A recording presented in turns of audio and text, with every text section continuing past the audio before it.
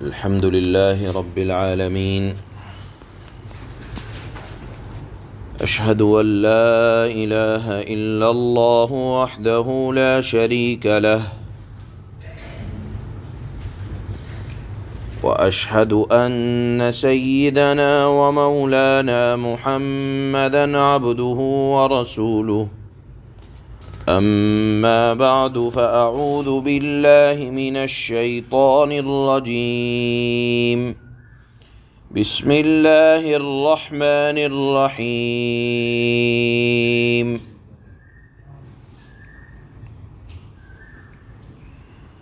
تبت يدا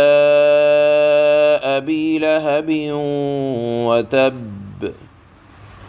ما أغنى عنه ماله وما كسب سيصلى نارا ذات لهب وامرأته حمالة الحطب في جيدها حبل من مسد صدق الله مولانا العلي العظيم.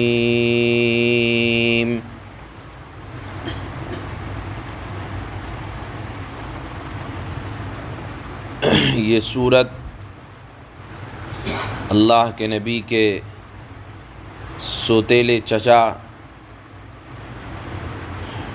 جو اللہ کے نبی کا بڑا دشمن تھا اس کے بارے میں نازل ہوئی ہے، اور اس کے نزول کا سبب یہ بنا کہ قرآن کریم کی ایک آیت نازل ہوئی وَأَنذِرْ عَشِيرَتَكَ الْأَقْرَبِينَ کہ اے نبی صلی اللہ علیہ وسلم، آپ کی پہلی ذمہ داری یہ ہے کہ آپ اپنے قریبی رشتہ داروں کو ڈرائیں، دین سمجھائیں، دین کی دعوت دیں۔ اللہ کے نبی صلی اللہ علیہ وسلم نے اپنے عزیزوں رشتہ داروں کو سمجھانے کے لیے اور ارد گرد کے ملنے جلنے والوں کو سمجھانے کے لیے کوہ صفا پر آپ تشریف لے گئے۔ تمام قبائل قریش کا نام بنام لے کر آپ نے ہر ایک کو بلایا اور فرمایا کہ کیا اگر میں تم کو یہ خبر دوں کہ پہاڑ کی دوسری طرف سے دشمن کا حملہ ہونے والا ہے، کیا تم میری بات کو سچ جانو گے؟ سب نے کہا بے شک ہم یقیناً آپ کی بات کا اعتبار کرتے ہیں، آپ ہم میں سب سے زیادہ سچے شخصیت کے حامل ہیں۔ اس کے بعد اللہ کے نبی صلی اللہ علیہ وسلم نے مشہور ہے کہ آپ نے ایک بہترین انداز میں دین کی دعوت دینی شروع کی اور فرمایا کہ تم نجات کا راستہ اختیار کر لو، تمہاری نجات اور بچنے کی تدبیر اسی دین کے قبول کرنے میں ہے۔ میں کھلم کھلا تمہیں خبردار کرنے والا ہوں۔ بڑی سیرت کی کتابوں کے اندر اللہ کے نبی صلی اللہ علیہ وسلم کی یہ تقریر موجود ہے۔ یہ سن کر آپ کا سوتیلا چچا جس کا نام ابو لہب ہے، اور جس طرح اسلام کے اندر سب سے بڑے ہمدرد سیدنا صدیق اکبر ہیں، اسی طرح اسلام کا اس وقت سب سے بڑا مخالف اگر کوئی تھا تو وہ اللہ کے نبی کا چچا ابو لہب تھا۔ اس کی مخالفت کا عالم یہ تھا کہ اللہ کے نبی صلی اللہ علیہ وسلم نے اپنی دو صاحبزادیوں حضرت رقیہ اور حضرت ام کلثوم کا نکاح اپنے چچزاد بھائی ابو لہب کے دو بیٹے عتبہ اور عتیبہ سے کی تھی۔ جب اللہ کے نبی صلی اللہ علیہ وسلم نے یہ دعوت دی، نکاح ہو چکا تھا، رخصتی باقی تھی، لیکن اس ابو لہب کی دشمنی کا عالم یہ تھا کہ اپنے بیٹوں کے پاس آیا اور کہا کہ اگر تمہیں میری رضامندی چاہیے تو تم ان کی بیٹیوں کو طلاق دے دو۔ چھوٹا بیٹا جس کا نام عتیبہ تھا فوراً اللہ کے نبی صلی اللہ علیہ وسلم کی مجلس میں آیا اور بڑا بے باکانہ انداز میں یہ کہا کہ بے حیائی کے ساتھ یہ کہا کہ میں نے تمہاری بیٹی کو طلاق دے دی، اور بھی نالائقی کی باتیں کیں۔ رسول اللہ صلی اللہ علیہ وسلم کی زبان مبارک سے یہ نکلا، خدایا اپنے کتوں میں سے ایک کتا اس کے اوپر مسلط کر دے۔ آخر کار شام کو اس کے اوپر ایک شیر نے حملہ کیا اور اس کا کام تمام ہو گیا۔ بہرحال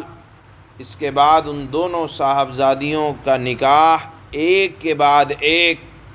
حضرت سیدنا عثمان غنی رضی اللہ تعالی عنہ سے یکے بعد دیگرے ہوا، اور اسی وجہ سے آپ کو ذو النورین کہا جاتا ہے۔ بہرحال میں یہ سمجھا رہا تھا کہ اللہ کے نبی صلی اللہ علیہ وسلم کہ جس طرح ایمان والوں میں سب سے بڑے ہمدرد سیدنا صدیق اکبر تھے، اسی طرح آپ کی مخالفت میں سب سے بڑا دشمن اگر کوئی تھا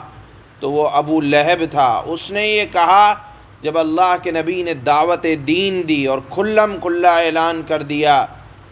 تو اس کے بعد کہا تبا لک لہذا جمعتنا، برباد ہو تم، کیا تم نے ہمیں یہاں اسی لیے جمع کیا ہے؟ اب آپ دیکھیں جملہ کتنا بھاری ہے۔ رسول اللہ صلی اللہ علیہ وسلم نے تو جواب نہ دیا، لیکن اللہ کو کب برداشت ہونے والا ہے کہ محبوب کو کوئی جملہ کوئی کہہ دے اور اللہ خاموش رہ جائیں؟ اللہ نے پوری صورت نازل فرما دی کہ برباد یہ نہیں ہونے والے، برباد تو ہونے والا ہے، اور قیامت تک تجھ پر لعنت اس انداز سے پڑتی رہے گی۔ جو بھی سورۃ اللہب تلاوت کرے گا وہ ابو لہب اور ابو لہب کی بیوی ام جمیل جس کا نام آتا ہے، جو اللہ کے نبی صلی اللہ علیہ وسلم کے لیے اس نے بھی دشمنی کا کوئی راستہ نہیں چھوڑا تھا، اور راستے میں کانٹے بچھانا تاکہ اندھیرے میں ان پاؤں کے اندر کانٹے چبھیں جو پاؤں چپل کے ساتھ سدرۃ المنتہا اللہ کے دربار میں پہنچے تھے۔ ام جمیل کی بربادی کا بھی اللہ نے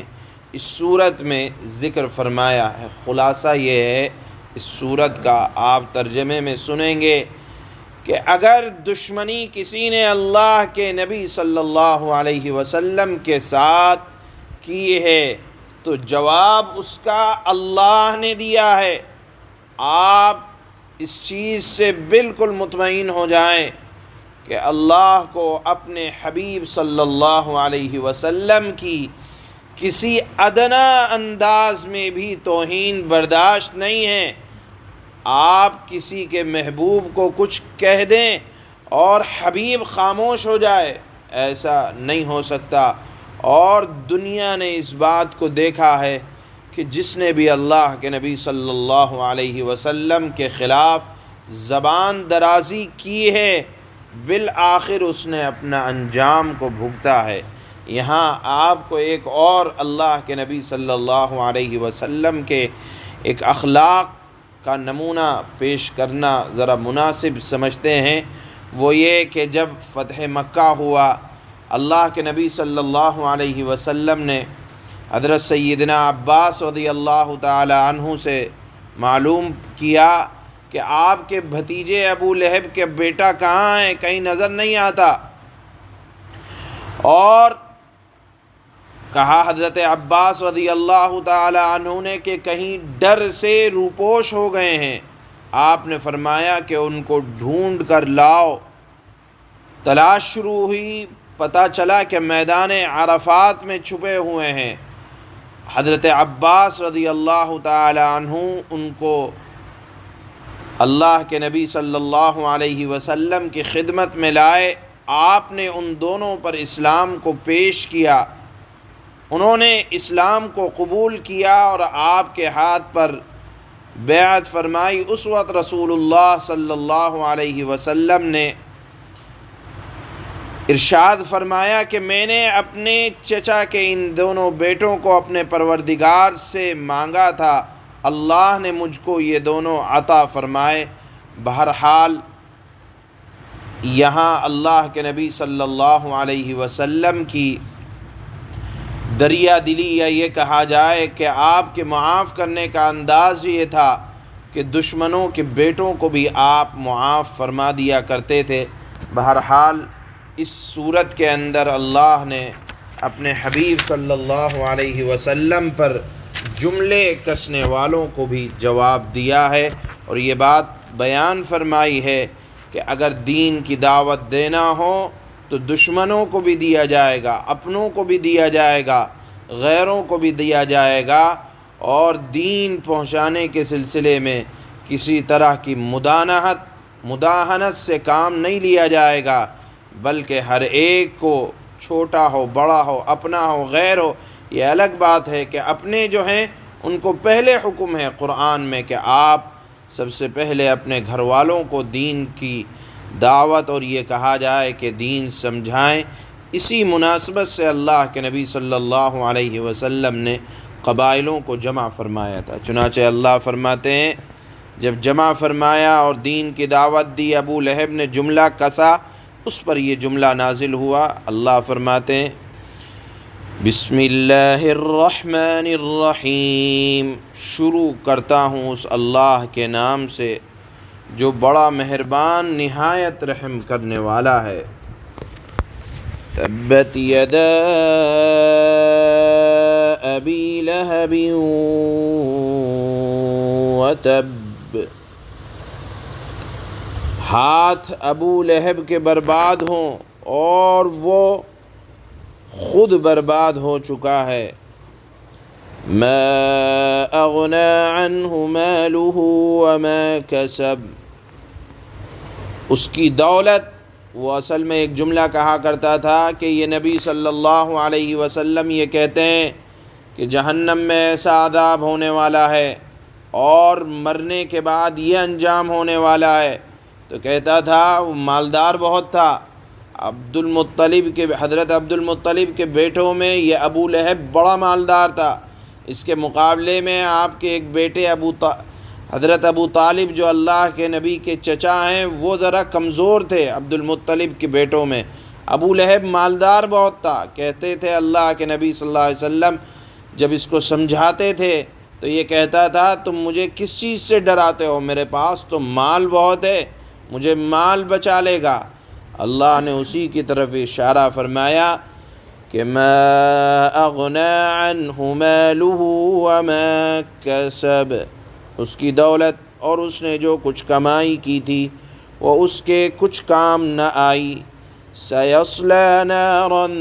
ذات لہب، وہ بھڑکتے شعلے والی آگ میں داخل ہوگا۔ وامرأتہ حمالۃ الحطب، اور اس کی بیوی بھی لکڑیاں ڈھوتی ہوئی۔ فی جیدہا حبل من مسد، اپنی گردن میں موج کی رسی لیے ہوئے وہ بھی جہنم میں داخل ہوگی۔ صدق اللہ العظیم، صلی اللہ تعالی علیہ